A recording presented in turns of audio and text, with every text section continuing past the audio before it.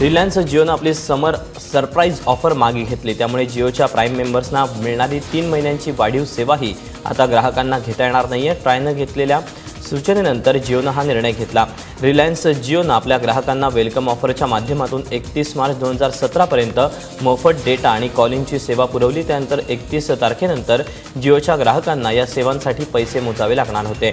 मात्र जिओनं समर surprise offer launch करत पुन्हा ग्राहकांना 3 महिन्यांसाठी मोफत डेटा आणि कॉलिंगची सेवा देण्यात येईल असं जाहीर केलं होतं। मात्र आता ही ऑफर रद्द करण्यात आली आहे।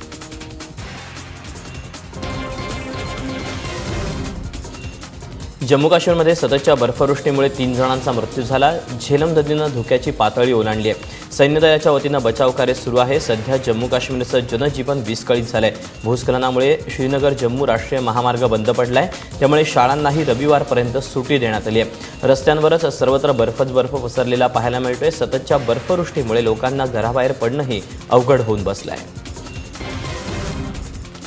गेल्या कित्येक वर्षांपासून अडकून पडलेलं वस्तू आणि सेवा कर विधेयक अखेर राज्यसभेतही मंजूर झालं। 29 मार्च रोजी जीएसटीशी संबंधित 4 विधेयकं लोकसभेत मंजूर करण्यात आली होती। त्यानंतर आता राज्यसभेत हे विधेयक मंजूर झालं। नव्या कायद्यामुळे देशभरात एकसमान कर प्रणाली तयार होईल आणि व्यवहारांमध्ये पारदर्शकता येईल।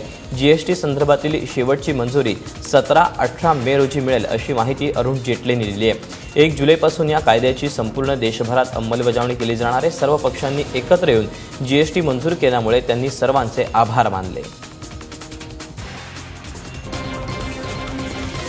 17 और 18 मई को जो कुछ रूल्स का फाइनल अप्रूवल है और रेट्स जो इसमें एक आखिरी पड़ाव होगा, हम लोग उसको भी अप्रूव करेंगे।